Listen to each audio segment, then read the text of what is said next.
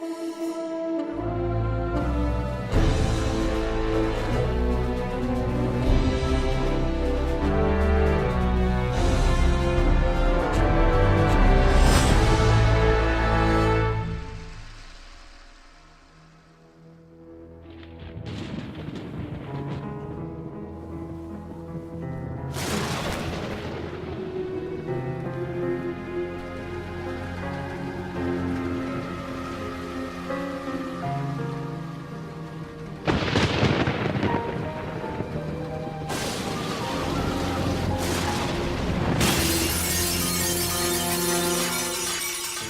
I wake up sweating and cold and afraid to ever sleep again. The exercises didn't help. The pills don't help. Every night it's the same thing. Every night. I was a happy child. My parents loved me so much. Oh, they pampered me, protected me. Life was a dream. And now it's a nightmare. Nothing stops him from coming for me every night. I can't sleep. Not ever again. It's hopeless. But I keep thinking, why him? Why Batman? Why did he decide to try and drive me crazy? Why not Satan or— Karen, they don't decide anything. You've made the decision to be terrorized. You create your dreams. There's an element of reality in dreams, but when the dreamer cannot deal with those truths, they become nightmares. Your dreams have revealed an unresolved incident, perhaps some suppressed memories of this Batman fellow. Once you confront the unpleasant reality, I'm certain the nightmares will cease. Then they'll never end, because I can't remember! Come here, Karen. I've something I think will help. Your name sounded familiar the first time you came to me 6 months ago. I did a little research and came up with this. You were young. 5 years old. You were missing a week. Immediately afterward, the police said you refused to speak a word of your ordeal. When your parents arrived, you acted as though nothing unusual had happened. A psychiatric evaluation was suggested, but your parents wanted to put the whole affair behind them. This isn't me. It's someone else. It has to be someone else, because I don't remember! I'd hoped we could work together to bring the memories back and somehow resolve your conflict, but please, Karen, you were young and frightened. You tried to bury the past, but your mind won't let you. No! Karen, please, don't. Hello, Jim. I need a favor.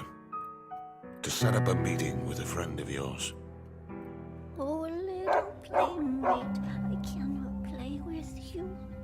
My dolly has the— Hiya, little dolly. Your mom and dad came through with the cash. Now it's time to get rid of the evidence. Go away! Ow! Go away! You little punk! See what I'm doing to your little dolly? Gonna have twice as much fun doing it to you! Dolly! Ah! Ah! Hello, Karen. Your mom and dad miss you. They sent me to find you. Dolly! I know I look scary, but I only want to help you.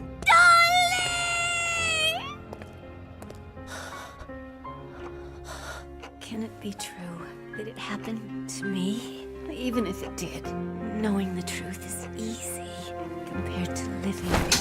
Oh, it's not your fault. It never was. You were only trying to help. You were only doing your job.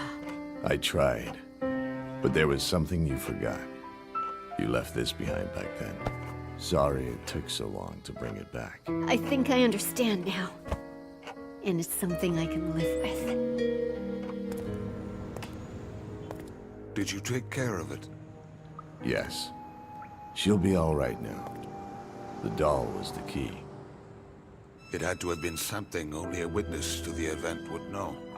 It was as if the doll was the link between the comfortable world she'd known and the terrifying world she'd entered. When she left the doll behind, she tried to leave her memories with it. But memories don't work that way. Do they, Doctor? Not in dreams. I know. I have a few of my own.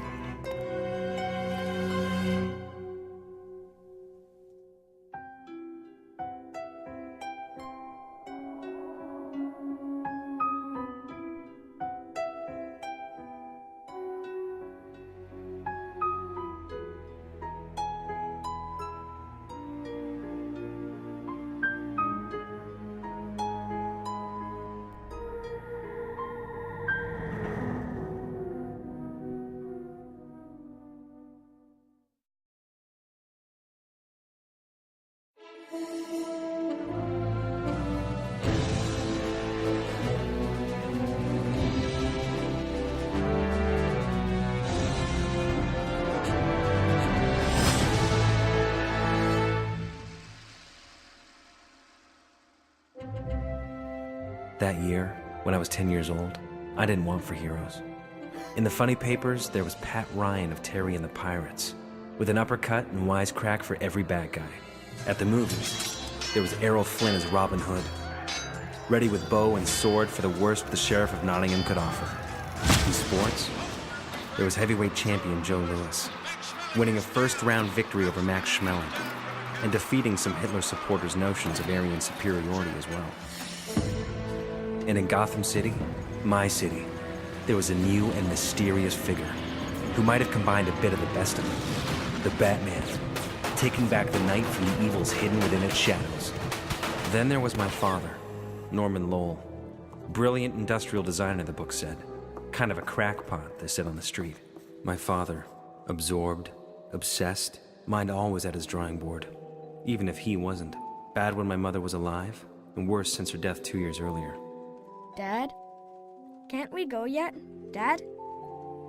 In a minute, Robbie. That's what you said an hour ago. Do you know how boring it gets just staring out this window? Couldn't you design a radio for your office? Noise is distracting, Robbie. I'll be just another minute. Dad, you won't believe what I... Pardon the interruption, young man.